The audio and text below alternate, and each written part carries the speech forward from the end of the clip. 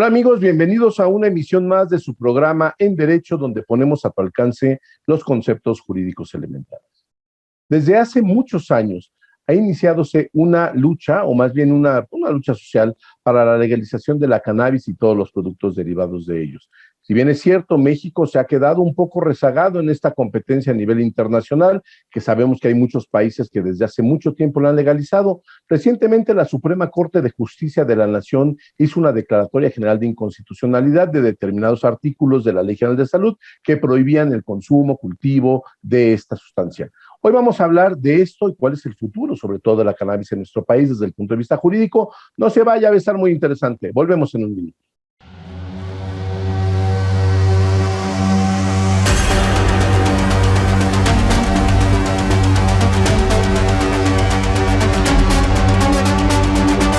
En Derecho, con Carlos González Robles. Ya estamos de regreso aquí en su programa En Derecho, donde ponemos a tu alcance los conceptos jurídicos elementales. El día de hoy vamos a hablar de un tema de alta actualidad que es la cannabis. ¿Cuál es el futuro? ¿Cuál es el pasado? ¿Cuáles son las perspectivas en términos jurídicos en nuestro país? Y para esto nos acompaña el día de hoy un experto en diversas materias, que es el licenciado Julio Copo Terrés. El licenciado Julio Copo es egresado de la Universidad Americana en la Ciudad de México, tiene maestría en Derecho Administrativo por la Universidad Panamericana, también en la Ciudad de México, y es maestro en Derecho Internacional de los Derechos Humanos por la Universidad de Notre Dame en Indiana. Se ha desempeñado como catedrático en diversas universidades y actualmente, entre muchas otras cosas a las cuales él se dedica, es consejero del despacho Mañón Quintana, que además tiene su propia consulta privada, de la cual es especialista en las materias de derecho administrativo, básicamente, y tiene también alguna participación social en el bufete jurídico social INCAM. Y bueno, el día de hoy nos va a hablar de esta situación de la cannabis. Julio, bienvenido. ¿Cómo estás? Buenos días. Muchísimas gracias, Carlos. Muy contento de estar aquí con ustedes. Gracias por la invitación. Julio, la cannabis. Pues finalmente ha sido algo muy, ¿qué te diré?, estigmatizado durante muchos años. ¿De dónde viene? ¿Cuál es la cuestión jurídica histórica de la cannabis en nuestro país? ¿Por qué tanta prohibición? ¿Por qué finalmente se decide por la Suprema Corte de Justicia de la Nación esta declaratoria de inconstitucionalidad? ¿Cuáles fueron los artículos que se impugnaron? ¿Nos podrías un poco hablar de este contexto histórico de la cannabis en nuestro país? Claro que sí, Carlos. Mira, en esencia yo te diría, todo este movimiento empieza en 2015 con el caso de la niña Grace Elizalde, ¿no? En el que se otorga a un tribunal federal, otorga una suspensión a la familia de la niña Grace Elizalde para que puedan importar medicamento derivado de la cannabis. Esto porque ella tenía una afección, tenía una enfermedad que requería de este tratamiento para detener los ataques epilépticos, ¿no? Entonces, esto en 2015 es como el primer, punto de partida, cuando empezamos a escuchar todo el bullicio, cuando se pone un poco en boga el tema de la cannabis en septiembre de 2015, y ya para noviembre de 2015 viene el primero de los amparos que van encaminados específicamente hacia el tema de pues, una autorización para el consumo personal de la cannabis, ¿no? En noviembre de 2015 resuelve la Corte un amparo presentado por un grupo de abogados que diseñan un litigio estratégico, consolidan una asociación a la que denominan SMART, Sociedad Mexicana de Autoconsumo Responsable y Tolerante, y a través de esta organización, y también ellos de manera personal, solicitan a COFEPRIS un permiso para el consumo del cannabis, ¿no? COFEPRIS niega el permiso argumentando que no tiene facultades para la expedición, dado que la Ley General de Salud únicamente contempla permisos para investigaciones médicas, para investigaciones científicas, y a partir de ello, pues, inicia todo este proceso judicial en la creación de la jurisprudencia en materia de libre desarrollo de la personalidad. El primer caso es este caso de SMART. En esencia, lo que resuelve la Corte, pues, es que una prohibición absoluta como la que existe actualmente en materia de cannabis no es proporcional a los fines que persigue, ¿no? Se hace un test de proporcionalidad en el que se demuestra que pues, la prohibición absoluta no es necesariamente la mejor alternativa, y se reconoce además el derecho al libre desarrollo de la personalidad. Esto quiere decir la facultad que tenemos nosotros como personas de tomar decisiones que tengan que ver exclusivamente con nuestro propio ámbito, con nuestro propio desarrollo, y que pues en el caso de cannabis realmente no es tampoco algo extremadamente gravoso, ¿no? Entonces, abierta esa brecha por parte de SMART, viene después una ola de amparos en el mismo sentido. Por ahí otro abogado, Ulrich Richter, el Instituto RIA, Armando Ríos Peter, y con esto se consolidan los 5 criterios que se requerían en ese entonces para consolidar jurisprudencia y para que tengamos ya como principio jurisprudencial el derecho al libre desarrollo de la personalidad. Por otro lado, en 2017, viene una reforma a la Ley General de Salud, se reclasifica al cannabis como sustancia que puede tener algunos beneficios médicos, y también se distingue respecto a concentraciones, ¿no? Y vienen un par de proyectos, primero desde COFEPRIS un reglamento, que posteriormente se transforma en lineamientos, que se publican en 2018 y que permiten la expedición de algunos permisos, ¿no? La realidad es que los permisos pues fueron ahí medio una deficiencia administrativa, porque se otorgan a partir de lineamientos, y cuando los titulares de los permisos se dan cuenta, pues realmente el único beneficio que le da ese permiso es respecto a la COFEPRIS y no respecto de otras autoridades. Pero bueno, esto es así muy a grandes rasgos. Yo te diría, son las 2 vertientes históricas que tenemos en este proceso de la regularización o de la reglamentación del cannabis en nuestro país, y que han permitido pues los primeros pasos, los primeros escalones en un proceso que todavía tiene mucho por desarrollar, ¿no? Mira, y sin duda alguna ha sido una evolución, para mi juicio, pues bastante lenta en comparación con lo que ha pasado en otros países. Yo recuerdo cuando nosotros éramos jóvenes en la preparatoria, pues había un rumor por ahí de alguien que vendía marihuana, pero nunca supimos quién fue. Actualmente la consigues en todas partes. O sea, yo creo que esta decisión de la Suprema Corte es un reconocimiento, una realidad que ya existe. Es decir, el consumo de la cannabis, tú te vas a las terrazas de la colonia Roma, de la Condesa, pues ahí hay mucha gente que lo está fumando de manera deliberada. Yo creo que en este sentido, y de eso nos vas a hablar ahora en el siguiente segmento, el análisis que la Suprema Corte de Justicia de la Nación ha hecho sobre la impugnación que se hizo por parte de estos abogados y de los grupos interesados, sin duda alguna debe haber estado revestido también de una serie de dictámenes técnicos, también de lo que tú decías, de que no es tan dañino el consumo de cannabis como puede ser evidentemente de otras drogas mucho más duras, e inclusive del alcohol, porque tenemos en nuestro país una droga, bueno, la peor droga que tenemos en México, que es la comida, que somos un país de gordos, y esa nadie la prohíbe porque parece ser que no hay estudios todavía que validen, o tal vez porque hay intereses económicos muy importantes en las industrias. No se vaya, regresamos en un minuto. Seguimos aquí en su programa En Derecho. En Derecho. Continuamos.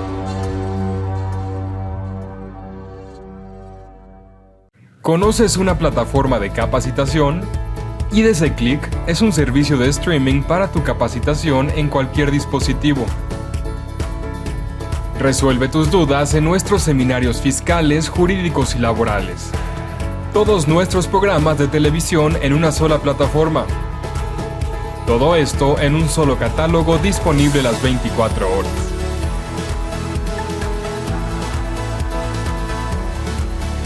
Únete a la familia IDC con la mejor plataforma para una capacitación completa. IDC Click, tu mejor opción.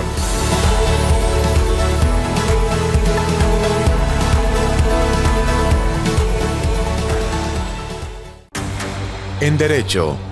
Regresamos.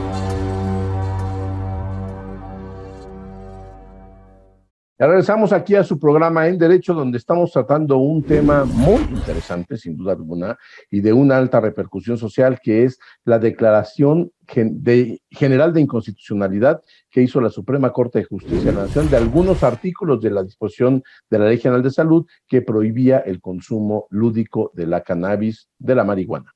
Estamos con el licenciado Julio Copo Terrés. Julio, nos decías antes del corte, bueno, y además lo sabíamos, ¿no? Es algo que, sin duda alguna, la Suprema Corte de Justicia de la Nación tomó en consideración, que la marihuana parece ser que no es tan dañina para la salud. Incluso hay quienes le han encontrado algunos efectos benéficos, para la salud, para los enfermos terminales de cáncer y para diversas afecciones tales como epilepsia y otras cosas ahí. Pero bueno, aquí lo que realmente importa, o lo que realmente importa desde el punto de vista periodístico, es la parte de la Declaratoria General de Inconstitucionalidad para el consumo lúdico. ¿Cómo fue esta acción de inconstitucionalidad? Bueno, fue una acción de inconstitucionalidad, más bien creo que fueron amparos que se fueron presentando. ¿Conoces un poco la historia que nos pudieras contar? ¿Cuál fue el análisis que hizo la Corte? ¿En qué se basaron? ¿Qué nos puedes decir sobre este tema, Julio? Mira, en principio la Declaratoria General de Inconstitucionalidad es producto de estos casos que platicábamos, ¿no? De estos 5 criterios, de estos 5 casos que tuvieron un criterio en el mismo sentido y que consolidaron jurisprudencia.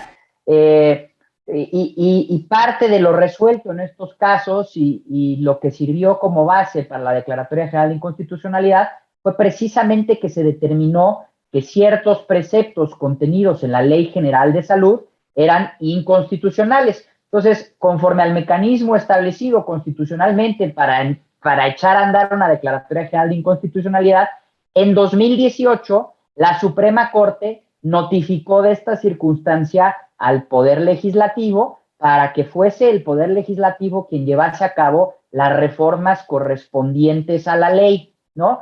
Se le dio en principio un plazo de 6 meses, pero bueno, la agenda legislativa no permitió el desarrollo del tema realmente como se pretendía. Entonces viene una primer solicitud por parte del legislativo para extender el plazo durante 6 meses más.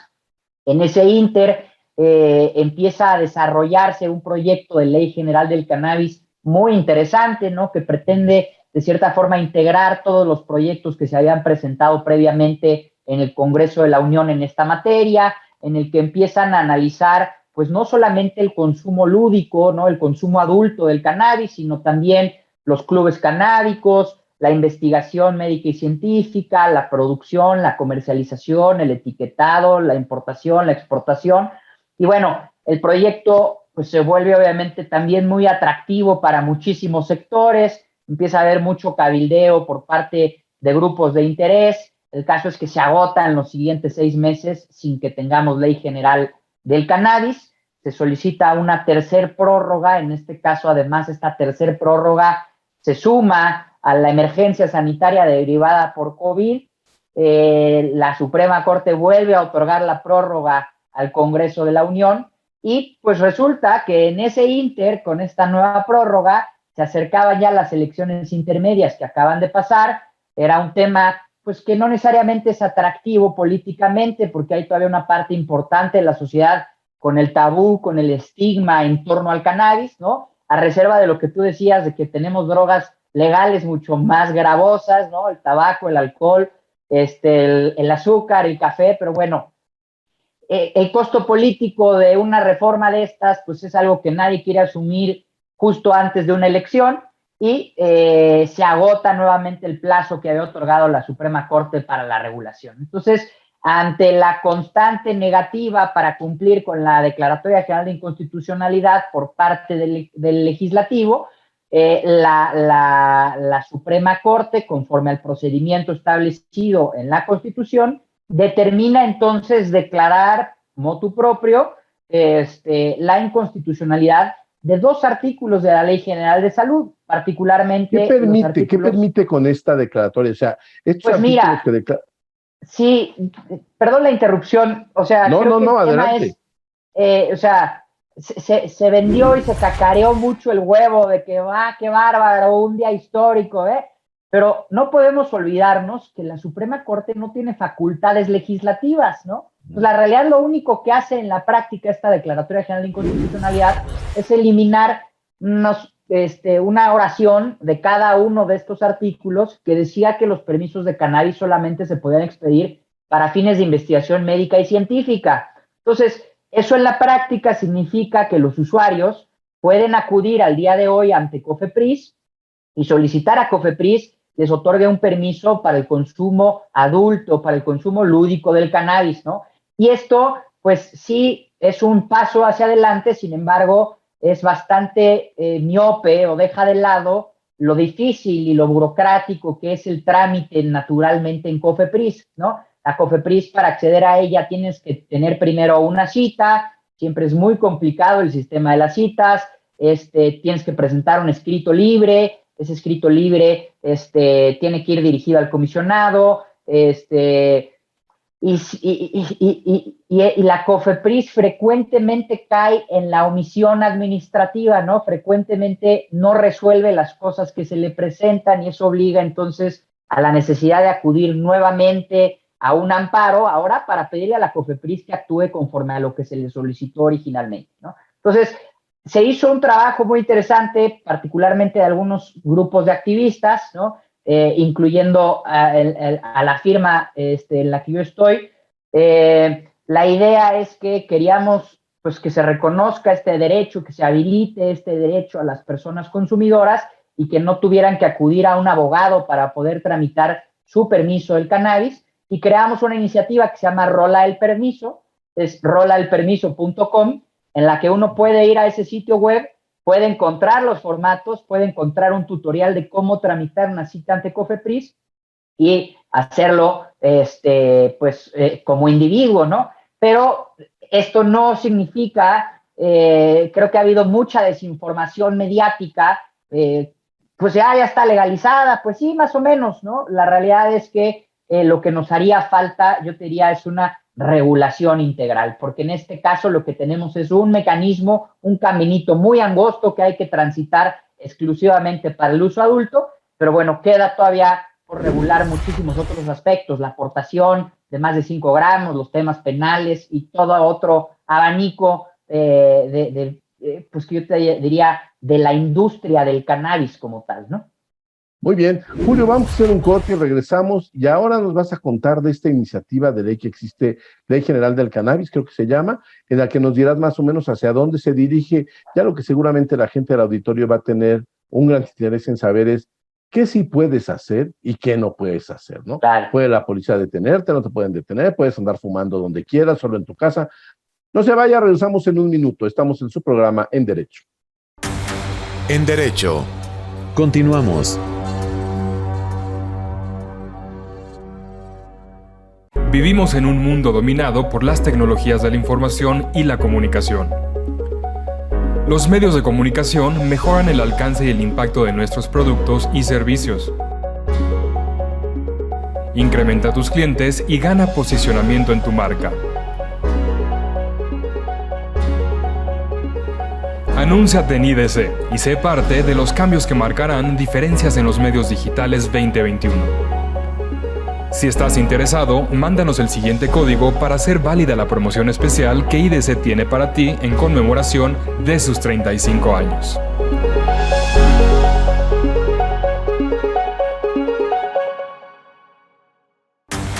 En Derecho. Regresamos.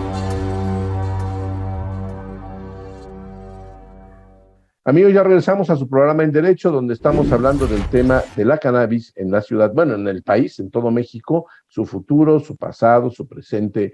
Y ahora vamos a hablar con el licenciado Julio Copo de esta iniciativa de ley que existe, de Ley General del Cannabis. Pues, ¿qué va a pasar o qué es lo que debería de pasar con el cannabis? Porque la verdad es que existe una gran confusión y de eso derivan muchas preguntas. ¿Qué te puede hacer la policía si te agarra con cuánto de cannabis? ¿Cuándo ya te volviste traficante? ¿Cuánto solamente es consumo? Pero primero vamos a hablar, Julio, ¿cuál es el futuro de estas disposiciones normativas que se discuten actualmente en el Congreso? Pues mira, Carlos, yo te diría, es muy interesante que la ley sigue, ¿no?, en discusión, se le sigue adicionando, se le sigue repensando. Creo que hay mucho trabajo de activismo detrás que no lo va a soltar, ¿no? Es este activismo el que está propugnando y propugnando para que se siga avanzando. A mí la ley, tal cual está propuesta en su último borrador, me parece muy interesante. Es una ley que se ha construido de distintas iniciativas en su momento de legisladores como la senadora Olga Sánchez Cordero, ¿no? Y que ha ido tratando de entender la industria de manera integral, ¿no? Es un proyecto de ley que tiene no solamente la regulación del consumo adulto del cannabis, que se piensa, pues, o que se obtenga un permiso, un permiso, ¿no? Ante una dependencia pública, que en su momento se hablaba del Instituto Mexicano del Cannabis, que ahora se habla de la CONADIC, pero bueno, además de esto, aborda el tema, por ejemplo, de los clubes canábicos, ¿no? De la posibilidad de reunirte con un grupo de hasta 20 personas, y que de manera colectiva se dediquen al cultivo, a la cosecha, y a la autoproducción para la satisfacción de esas 20 personas, pero además se mete a regular el tema de la industria, ¿no? Desde la producción de las semillas, de la importación de las semillas, de la siembra, de la cosecha, de su eventual distribución, comercialización, de cómo tendría que ser el etiquetado de los productos del cannabis, qué advertencias tendríamos que tener, cuáles audiencias, cuáles públicos, obviamente pues será un tema exclusivamente reservado para mayores de edad. Es una ley que pretende ser bastante integral, ¿no? Yo te diría, la realidad es que la ley, pues, sin lugar a dudas es perfectible, ¿no? El proyecto de ley es perfectible, pero muchas veces la posibilidad de que sea perfectible se utiliza también como excusa para no echar a andar la ley tal cual está, ¿no? Entonces el problema es que se trata de estar perfeccionando y perfeccionando y perfeccionando, pero pues tampoco se da paso, tampoco se da pie, tampoco se permite avanzar en ninguno de estos temas, porque la ley no termina de concretarse. Entonces está ahí como este limbo jurídico. Algunos senadores hablan de que probablemente quizá el próximo año, ¿no? La realidad es que ha sido una cantaleta eterna, ya no se puede uno comprometer a nada en cuanto a fechas de cuándo, porque todo el tiempo va cambiando, todo el tiempo va modificando. Pero bueno, tengo fe en que el activismo que hay detrás de todo esto eventualmente hará o permitirá, habilitará que exista esta ley, ¿no? Sobre todo porque se trata de una ley que reconoce los derechos de los consumidores, se trata de una ley que crea una nueva industria y se trata también de una ley que tiene que abordar los temas penales, ¿no? Se tiene que abordar el tema de la aportación, de la aportación simple, de cuánta gente actualmente se encuentra encarcelada por delitos, perdón, no aportación, posesión simple, ¿no? De cuánta gente tenemos ahorita encarcelada por posesión simple y que realmente pues habría que cuestionar si no estamos pecando de exceso de punitivismo y de lo que cuesta al erario público tener a tanta gente encarcelada, pues por un tema tan burdo, ¿no? Que además generalmente son personas que no tuvieron acceso a una defensa adecuada, que no tuvieron acceso al procedimiento. Entonces, creo que hay todavía un montón de aristas por resolver y creo que por eso la vocación del activista y la vocación de todo esto es hacia una regulación integral. Está muy bien lo que se ha logrado, pero lo que se ha logrado todavía es insuficiente y es deficiente frente a todo lo que queda por normar, ¿no? Ok, a ver, Julio, esto es muy interesante porque es el futuro que todavía es bastante incierto, porque según lo que nos acabas de decir, como es una discusión que se encuentra en el Congreso, pues a ver qué pasa, ¿no? Porque como dijiste bien al principio, en el primer segmento, pues hay asuntos políticos que a nadie le gusta enfrentar, ¿no? Y este puede ser uno de ellos. Vamos a hablar del día de hoy. ¿Qué puedes hacer? O sea, mira, ¿qué pueden hacer los fumadores activos de cannabis? ¿Lo pueden fumar? ¿Lo pueden comer? ¿Qué pueden hacer? ¿Dónde comienza la posibilidad y las atribuciones de punitividad del Estado en este sentido? Mira, yo te diría, en principio, pues el consumo sin ningún tipo de permiso está prohibido, ¿no? Idealmente lo que habría que hacer es acudir ante la COFEPRIS para obtener un permiso para autoconsumo de cannabis. Este permiso autorizará al usuario al consumo del cannabis siempre y cuando no afecte derechos de terceros, ¿no? Entonces, pues no puedes ir a un concierto y fumarlo, no puedes ir a un restaurante y fumarlo aun cuando tengas tu permiso, porque un poco la premisa en la cual se está estructurando todo esto es que no se pueden afectar los derechos de terceros no consumidores, ¿no? Entonces, desde este sentido o en esta perspectiva, yo te diría, pues ese es nuestro punto de partida, ¿no?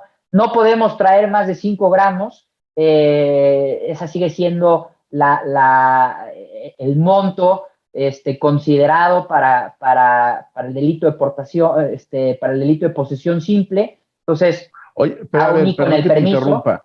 Sí. ¿Esto es con permiso o sin permiso, los 5 gramos de posesión?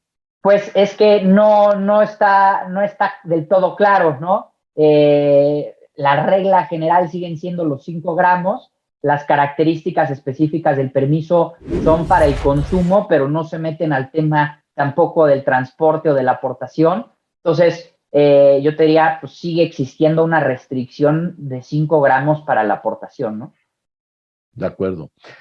El futuro, sin duda alguna, se presenta, pues mira, yo creo muy interesante, porque además poco a poco en todo el mundo parece ser que la tendencia es hacia la legalización de estas drogas blandas, eventualmente será la de las drogas duras, como ya empieza a pasar en algunos países en Europa.